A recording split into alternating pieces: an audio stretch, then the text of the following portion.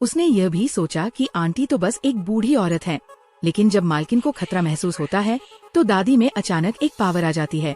जो गति दिखी वो इतनी रोमांचक थी कि वो तो मालकिन भी देखकर चौंक गई। लेकिन अगर वो नहीं लड़ती तो भी वो अपराधियों के हमले से मारे जाते।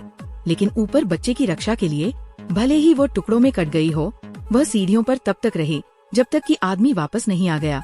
उसने ऊपर बच्चे की ओर इशारा किया और अंततः उसे एहसास हुआ कि उसका जीवन यही था। उस आदमी ने आखिरकार राहत की सांस ली जब उसने देखा कि उसके पोते को उससे कोई प्यार नहीं था, तो पीछे से उस पर चाकू घोंपा गया। अपराधियों को नहीं पता था कि उन्होंने एक निर्दयी चरित्र को अपमानित किया है। अपने पोते की नींद में खलल डालने के लिए आदमी ने रावण मोड चालू कर दिया। इस आदमी का नाम राम है। सतह पर वह एक नागरिक है, लेकिन वास्तव में वह एक एजेंट है। उसने सरकार के लिए अनगिनत दुनिया को हिला देने वाले मिशन पूरे किए हैं। इस टीम का कप्तान राम है, लेकिन इस वजह से सरकार ने गंभीर खतरे को भांपते हुए पूरी टीम को आतंकवादी मान लिया। न केवल उन्हें खत्म कर दिया, बल्कि उनके परिवारों की भी सबसे क्रूर तरीके से हत्या कर दी। शिकार बनाए जाने से बचने के लिए राम के नेतृत्व में कई सदस्यों को अपनी पहचान छिपानी पड़ी और आम लोगों की तरह जीवन जीना पड़ा। लेकिन उन्हें ये उम्मीद नहीं थी कि उनके बेटे की बेरहमी से हत्या कर दी जाएगी। अभी कुछ दिन पहले ही उनके बेटे ने अंडरकवर रहते हुए कई टन आटा कच्चा माल बरामद किया था। उसने अभी अभी खत्म किया था और मामले को छुपाने वाला था। उसे उम्मीद नहीं थी कि वो पहले ही गिरोह के साथ मिली हुई थी और उसे पकड़ लिया। वह उठ खड़ा हुआ और उसे आटे का ठिकाना बताने के लिए मजबूर करना चाहता था, लेकिन लादेन अड़ा रहा और एक मुक्का लगने से बेहोश हो गया, जिससे उसकी तुरंत मौत हो गई। इससे भी ज्यादा क्रूर बात यह थी कि उन्होंने लैटिन के शरीर को एक कुर्सी से बांध दिया और काले कपड़े पहने कई नकाबपोश लोगों ने आतंकवादी संगठन के नाम पर लैटिन का सिर काट दिया और इसे बहुत ही बढ़ा चढ़ाकर फिल्माया। वीडियो पुलिस को भेजा गया। उनके इतने अधिक उग्र होने का कारण ये था कि पर्दे के पीछे एक शक्तिशाली आदमी है। वह भारत में आटे के कारोबार पर एकाधिकार रखता है। स्थानीय अधिकारी और पुलिस उसकी पत्नियों में से एक है। ये आदमी वह है जिसके कंधे पर ड्रैगन है। सतह पर वो सिर्फ एक डॉक्टर है। उसे न केवल अपनी 30 साल से ज्यादा उम्र की पत्नी से दुश्मनी है, बल्कि उसकी पीठ पीछे एक विकलांग व्यक्ति भी है। उसके नूडल्स का एक बैग चुराया और उसे जलाकर मार डाला। साथ ही उसके पास एक तरकीब भी है। जब भी उसका सामना किसी भयंकर दुश्मन से होता है तो वह अपनी जेब से कोई जादुई वस्तु निकालता है। जब तक उसे अपने सोने के दांतों पर रखता है वह तुरंत शक्तिशाली हो जाता है। 5 लैटिन जम गया था, इसीलिए उसका चेहरा मृतवत लग रहा था। अपने बेटे की मौत की खबर सुनकर राम का दिल टूट गया और वो हर दिन शराब पीने लगा। वो शराब का इस्तेमाल सिर्फ खुद को सुन्न करने के लिए कर सकता था, लेकिन असल में वो सिर्फ दूसरों के कानों में अपनी बात कहता था। सतही तौर पर ये एक तरह की बकवास थी। बुरा पाप। वो वास्तव में महिला की सुरक्षा की रक्षा करना था और साथ ही वो किनारे पर अपने बेटे के हत्यारे की जांच कर रहा था। कई दिनों की जांच के बाद अंततः उसे सारी बातें पता चल गयीं। संपूर्ण भ्रष्ट व्यवस्था को तोड़ने के लिए सबसे पहले उसे काले कपड़े पहने व्यक्ति ने मार डाला। ये वे चीजें हैं जो वो मृत व्यक्ति बनने के बाद कर सकता है, तथा और भी बहुत कुछ है। इसके बाद उन्होंने खुद को काले कपड़े पहने एक आदमी के रूप में बदल लिया और अपने पूर्व साथियों के साथ मिलकर इस घटना में शामिल सभी भ्रष्ट अधिकारियों को ढूंढ निकाला और उन्हें अपने बेटे की तरह ही मौत की सजा देने के लिए एक ही सजा का इस्तेमाल किया। 10 से ज्यादा अधिकारी पकड़े गए। पुलिस को कोई सुराग नहीं मिल पाया। इस समय सभी अधिकारी बेहद घबरा गए। इस पर चर्चा करने के लिए समर्थन ला के पास आया, लेकिन लास को किसी योजना का पता नहीं था।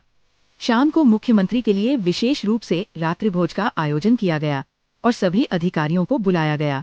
इसका उद्देश्य काले कपड़े वाले आदमी को बाहर निकालना था। जैसे ही काले कपड़े वाला आदमी सामने आता वह उसके जाल में फंस जाता। लार्स को ये उम्मीद नहीं थी कि काले कपड़े पहने लोग पहले से ही भीड़ में छिपे हुए थे और उन्होंने बड़ी संख्या में लकड़ी के अंडे गिरा दिए थे। इस समय घना धुआं उठा और तुरंत ही उस जगह को घेर लिया। जब उन्हें पता चला कि मुख्यमंत्री को काले कपड़े पहने लोगों ने बंधक बना लिया है, वे कब्रिस्तान से बाहर भागे, लेकिन लासी का कब्रिस्तान उससे कहीं ज्यादा दूर था। राम ज्यादा दूर नहीं चल पाए जब एक बड़ा सा आदमी उनके पास आया। चाकूधारी कई बदमाश उनका लगातार पीछा कर रहे थे और आगे बड़ी संख्या में पुलिस की गाड़ियां भी घात लगाकर खड़ी थी। हजारों लोगों का सामना करते हुए भी दानमू ये नहीं समझ पाया कि वे अकेले क्यों मरना चाहते थे, इसलिए उसने अनिच्छा से शिकार करना शुरू कर दिया। पेशेवर हत्यारे के सामने चाहे जितने भी छोटे मोटे किरदार क्यों न हो, वे सिर्फ बेवकूफों का झुंड है। उसने मुख्यमंत्री की गर्दन पर चाकू से वार किया, अपना हुड उतारा और अपने मोबाइल फोन से लाइव प्रसारण करके लैक्सी को बताया कि उसका बदला अभी शुरू ही हुआ था।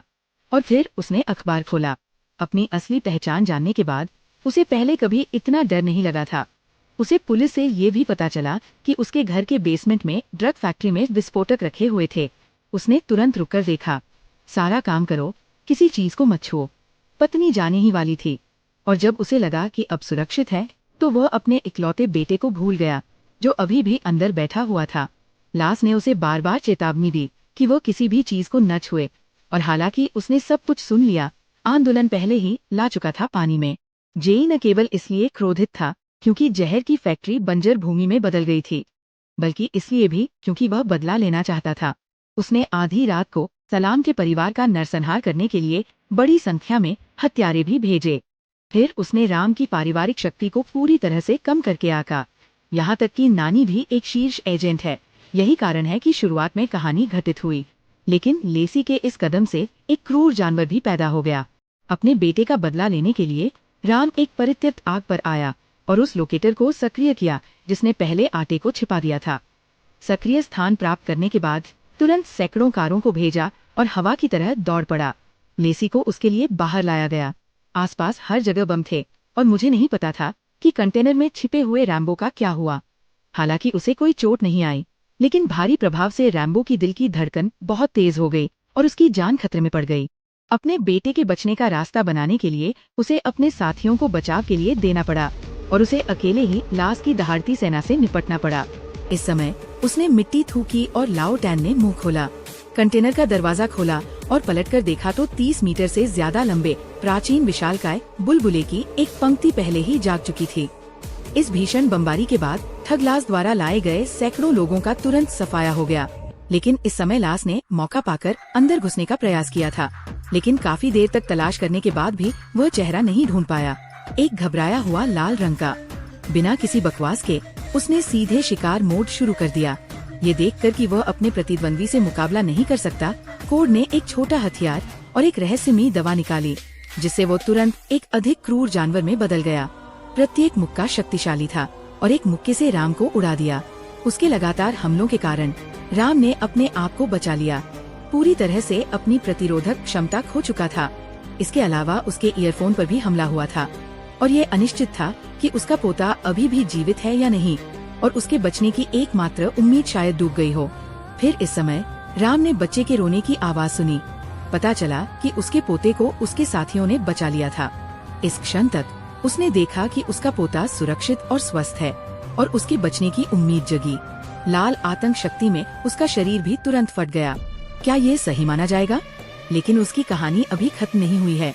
लेशी के पीछे एक अंतर्राष्ट्रीय बड़ा आदमी है। उसे पता चला कि उसके आटे के कारखाने का विनाश असामान्य था। दुनिया भर के शीर्ष हत्यारे राम के सिर की प्रशंसा करने आए और फिर जब वे चले गए तो एक परिचित भीड़ में अचानक चेहरा दिखाई दिया। वीडियो यहीं समाप्त होता है।